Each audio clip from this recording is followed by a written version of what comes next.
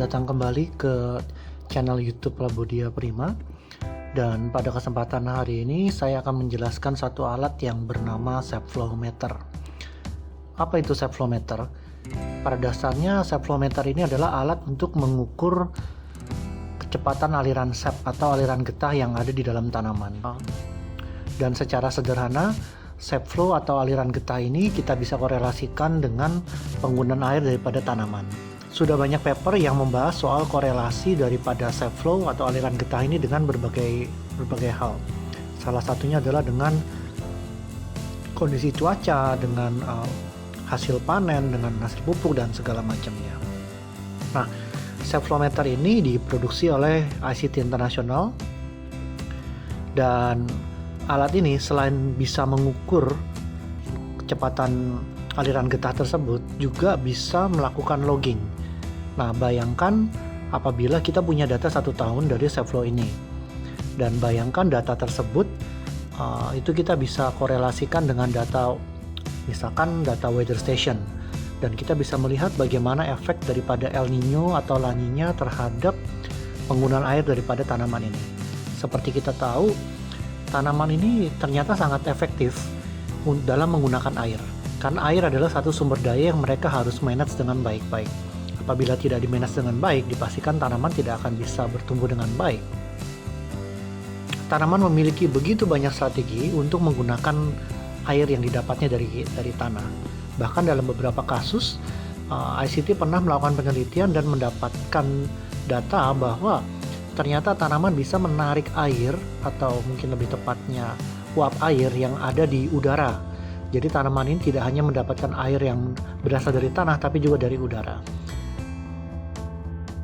Nah, sekarang apa sih gunanya kita mengukur sap flow yang ada di dalam tanaman ini? Nah, pada kesempatan ini saya akan menjelaskan 4 hal apa yang dapat dilakukan dengan Sapflometer ini. Nah, ini adalah contoh yang pertama. Ini adalah hasil pengukuran dari tanaman Eucalyptus Cladocalyx pada 2 kondisi cuaca yang berbeda. Kita bisa melihat yang pertama sebelah kiri adalah cuaca normal, yang sebelah kanan adalah cuaca panas. Secara logika manusia, apabila suhu udara semakin panas, otomatis kita berasumsi bahwa tanaman membutuhkan banyak air. Nah, mari kita coba lihat di dalam contoh ini. Nah, di sebelah kiri ini adalah cuaca normal, di mana suhu tertinggi dalam satu hari adalah 28 Celcius. Oh ya, saya lupa jelaskan bahwa ini adalah grafik yang didapat dalam satu hari. Kita bisa melihat bahwa pada pagi hari itu grafik penggunaan air yang merah itu tidak ada penggunaan air, dan pada saat pagi hari mulai ada matahari, dia mulai naik karena ada fotosintesis di sana, dan dia naik terus sehingga pada sore hari dia kembali turun karena matahari sudah terbenam. Nah, di sini kita lihat bahwa pada suhu 28 Celcius tanaman ini menggunakan 20 liter air per harinya. Nah, bagaimana dengan suhu yang panas?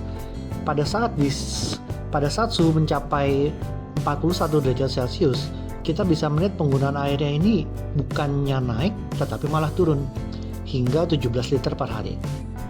Nah, pada grafik sebelah kanan ini kita bisa melihat bahwa pada saat suhu udara menunjukkan 30 derajat Celcius, itu penggunaan airnya masuk ke titik yang tertinggi. Dan pada saat suhunya naik terus, di sana kita bisa melihat bahwa penggunaan air tersebut mulai turun. Bahkan pada saat suhu 41, dia itu turun hingga hampir setengahnya daripada penggunaan air pada biasanya. Nah, tetapi yang anehnya, pada saat malam hari, kita asumsikan tanaman tidak melakukan aktivitas apapun, ternyata tanaman ini masih menggunakan air. Nah, coba kita kembali ke grafik yang sebelah kiri, kita bisa melihat bahwa pada saat malam hari tanaman tidak menggunakan air. Nah, ini adalah satu perilaku yang berbeda dari satu tanaman dalam satu kondisi cuaca yang berbeda. Nah, jadi kesimpulan dari grafik ini adalah bahwa ternyata tidak selalu suhu udara semakin panas itu baik untuk melakukan irigasi. Nah, ini adalah studi kasus kita yang kedua. Kita ingin melihat bagaimana perubahan sap flow dari tanaman singkong. Dari dia tidak ada daun hingga ada daunnya. kita bisa melihat di sini ada kondisi awal, dia tidak ada daunnya, hingga kondisi akhirnya. Ini adalah grafiknya. Nah, kalau misalkan kita bisa melihat di sebelah kiri, selama 4 hari kita melakukan pengambilan data dengan kondisi ada daun. Dan pada saat hari keempat, kita melakukan pemotongan daun tersebut sampai tidak ada daunnya sama sekali. Nah, kita bisa melihat selama 9 hari itu daunnya tidak ada daun, daunnya mulai tumbuh, dan tidak ada atau aktivitas penggunaan airnya mendekati 0. Nah, pada saat hari ke-9, saat daunnya mulai besar, itu mulai ada aktivitas step flow. Dan kita bisa melihat lagi pada saat hari ke-12, polanya semakin terbentuk, semakin baik. Dan 12 makin ke atas, makin ke sana, kita bisa melihat ada pertumbuhan step flow yang cukup signifikan secara pola. Dan ini menunjukkan bahwa ada korelasi yang sangat kuat antara pertumbuhan atau perkembangan daun dengan penggunaan step flow dari tanaman singkong ini. Nah, ini di gambar berikutnya kita bisa melihat di hari pertama bagaimana kondisi dia. Dan kita juga bisa melihat di hari keempat dia sudah tidak ada daun sama sekali. Dan kita bisa melihat di hari ke-9 mulai ada daun tetapi masih sangat kecil. Hari ke-12 itu daunnya sudah terlihat cukup besar. Hari ke-16 kita bisa melihat daunnya sudah besar, dan hari ke-25 dia bisa dikatakan kembali ke normal. Ini adalah contoh kita yang ketiga, di mana kita ingin melihat korelasi antara radiation PAR dengan step flow daripada tanaman pepaya ini. PAR atau bisa disebutnya adalah photosynthesis active radiation. Nah, kita bisa melihat di grafik ini. Saya lupa jelaskan. Untuk melakukan pengukuran ini kita menggunakan 2 instrumen. Instrumen pertama otomatis adalah step flow meter. Instrumen kedua yang kita gunakan adalah PAR sensor. Nah, ini adalah grafik yang ditunjukkan.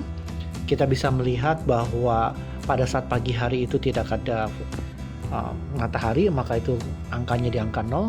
Dan pada saat dia mulai pagi, sinar matahari mulai masuk dan dia mulai naik hingga ada peak. Dan ini kita bisa lihat pengambilan data dilakukan selama 3 hari. Nah, di sini puncak daripada radiasi matahari itu ada pada pukul 9, bukan pada jam 12 siang. Mengapa demikian? Dikarenakan kondisi tempat kita melakukan observasi ini terlindung oleh kanopi. Dan sayangnya karena terlindung oleh kanopi, maka sinar matahari tidak langsung masuk ke dalam terasnya, tetapi terhalang oleh kanopi. Nah, dari data yang ini kita berasumsi bahwa berarti tanaman ini akan stop melakukan fotosintesis atau stop melakukan penggunaan air setelah jam 9 pagi. Nah, kita lihat hasilnya di sini.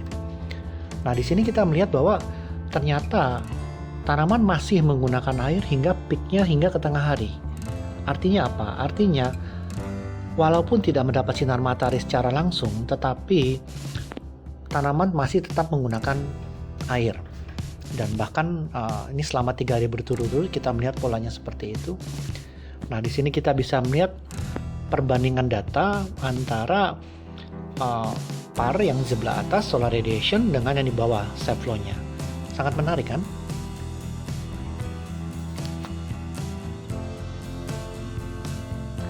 Ini adalah contoh terakhir yang saya akan tunjukkan pada video ini. Tujuan daripada observasi ini adalah ingin melihat apakah 2 tanaman sorghum ini yang memiliki usia kurang lebih sama mempunyai penggunaan air yang sama. Nah, kita bisa melihat ada sampel 1 dan sampel 2, dan kita bisa melihat di sini ini kita dapatkan pola selama 5 hari. Nah, ini adalah contoh daripada data dari pohon sorghum yang pertama. Kita bisa melihat ada pola untuk selama 5 hari, ada naik turun selama 5 hari, dan kita bisa melihat dari hari ke hari ini dinamika step flow ini sangat berbeda sekali. Bisa naik, bisa turun. Bahkan dalam beberapa kasus ini kita melihat dia tidak konsisten naik, tetapi ada saatnya dia turun baru dia naik lagi. Hal ini biasanya terjadi karena sinar matahari tersebut terhalang oleh awan atau mendung atau terjadi hujan. hal itu kita bisa cross check dengan data weather station. Nah, ini kita melihat tanaman sorghum yang kedua juga kurang lebih mempunyai pola yang sama. Nah, dengan pola seperti ini artinya data yang didapatkan ini cukup baik. Dan dari sana kita bisa dapatkan data seperti ini, kesimpulan akhirnya. Kita bisa melihat dari tanggal 10 hingga 14 Agustus itu ada sedikit perbedaan dari setiap tanaman sorghum. Dan ada di hari pertama kita bisa melihat tanggal 10 itu ada perbedaan yang cukup signifikan. Nah, tetapi ada di hari-hari lain seperti tanggal 12 di mana tanaman sorghum yang kedua ini menggunakan air lebih banyak dibanding tanaman sorghum yang pertama. Ini menunjukkan bahwa walaupun tanaman sorghum ini ditanam di dalam satu daerah yang sama menggunakan bibit yang sama, ternyata penggunaan air dari tanaman ini berbeda. Tujuan akhir daripada pengamatan ini sebetulnya adalah untuk menentukan yang namanya adalah precision agriculture, atau secara sederhananya satu tanaman membutuhkan berapa banyak air dalam kondisi cuaca seperti ini. Nah, itu adalah satu pertanyaan besar yang kita harap kita bisa jawab di suatu hari di depan nanti. Di mana dengan demikian maka akan terjadi penghematan yang luar biasa, efisiensi yang luar biasa dari pemberian air, irigasi, dari penggunaan pupuk. Tetapi tetap mendapatkan yield atau hasil yang sama. Nah, demikian video singkat ini. Diharapkan dari penjelasan singkat ini Bapak Ibu sekalian bisa mendapatkan ide apa yang bisa dilakukan dengan menggunakan alat self flow meter ini. Masih ada banyak sekali observasi-observasi yang kita lakukan. Nah, apabila Bapak Ibu tertarik, kami persilahkan untuk kunjungi website kami di www.labodiaprima.co.id untuk melihat hasil-hasil observasi yang sudah kami lakukan. Oke, sampai di sini dulu video ini. Kami berharap bisa memberikan gambaran. Kami harap ini bisa bermanfaat bagi Bapak Ibu sekalian. Terima kasih, sampai jumpa di video kami berikutnya.